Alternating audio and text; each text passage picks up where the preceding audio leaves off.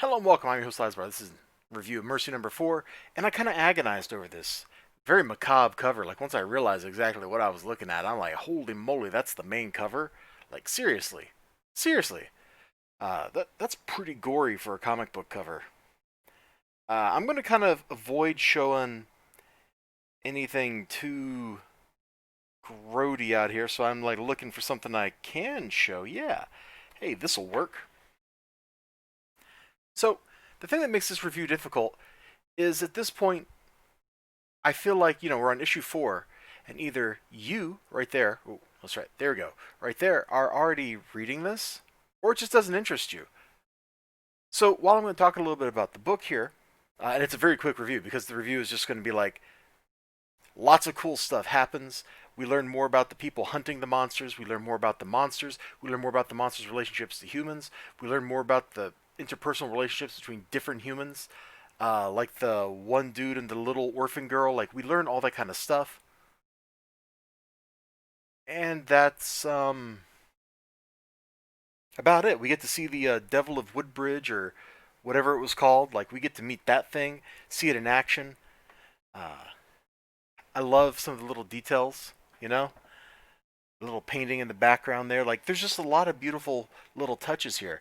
The art itself is very expressive, very well formed. Sometimes it looks a little more sketchy than in other places, but you know what? That happens in all kinds of art. That's not a big deal. The alien things look alien. They definitely look like something. Ooh, squeaky chair. Something right out of Lovecraft.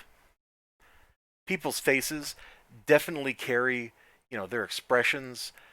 They definitely show like what they're thinking, what they're feeling. Some people wear their emotions, wear their feelings, wear their thoughts on their faces. They say that like you wear it on your sleeve, but what they really mean is you can see. You look at their face, you know what they're thinking, you know what they're worrying about. And some people in here totally have that going on. Other people are just kind of like surprised at what they're seeing. Like, what on earth is that? Because, Lady Helene here is not looking, exactly the best. So I'm going to try to avoid going into like too many details about like the actual things that are going on. You can see the quality of the art. I've just told you the story advances pretty well. The dialogue is good. The struggle, the emotions felt by the characters comes off very natural, very real. It's well written. Check it out. Great. So, to step back from that and look at Mercy as a series so far, it's, boy, this is going to just be a big list of buzzwords. So I hope you're ready for this because we are about to buzz all the words. It is a historical supernatural mystery thriller. Yeah, I just threw all that out there. Uh, it's historical. It's set in the late 1800s in the Pacific Northwest, somewhere near Seattle. So you get that kind of overlay of different strata of society interacting, all that good kind of stuff.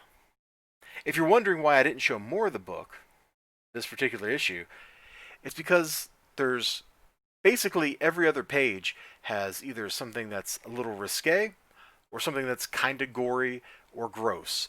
And with the way YouTube likes to manage their content, I'm not sure, what exactly is going to be kosher on YouTube. Very true. You do not have to reject your feelings. You just don't always have to be ruled by them.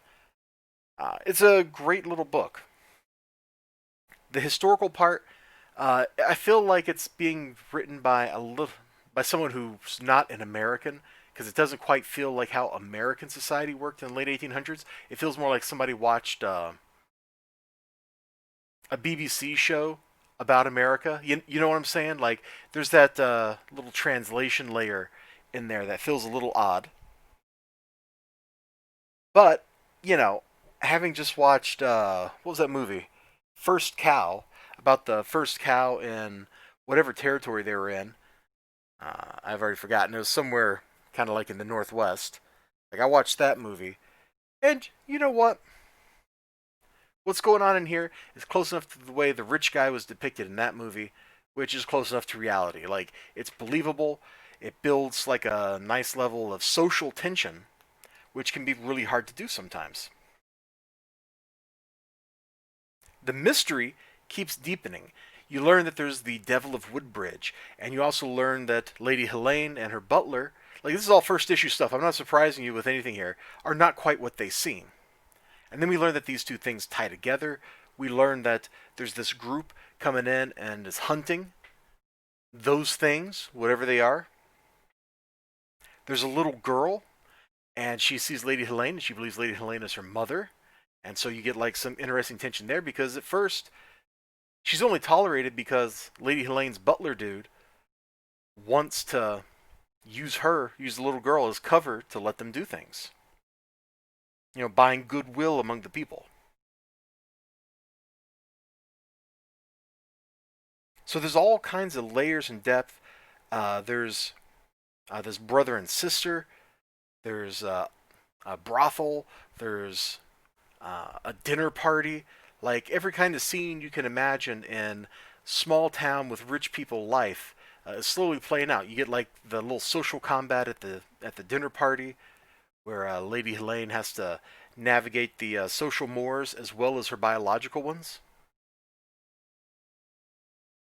There's a young man who's interested in her romantically. He's got some little brothers. You saw them on the page I was showing. Or little, I should say little brothers, little siblings, because I think one is a boy and one is a girl. I'd have to go look again. I think he's got two. They don't, the little kids don't factor into it too much. Not too much, but they're there, you know? Even if they do kind of serve as set dressing, but it's not really their story. The story is about the interactions of the lady who kind of runs the place and the web of relationships she has with other people and how all that fits together in the context of the big secret that she's hiding about what went on in the mine like 20 years ago or whatever and caused the Devil of Woodbridge to appear. At least that's what I think that's going on there. Something bad happened. They talk about a mine accident. I think somebody in one of the issues said it was an explosion, but the exact nature of it, not entirely clear. So there's a lot of depth, a lot of mystery.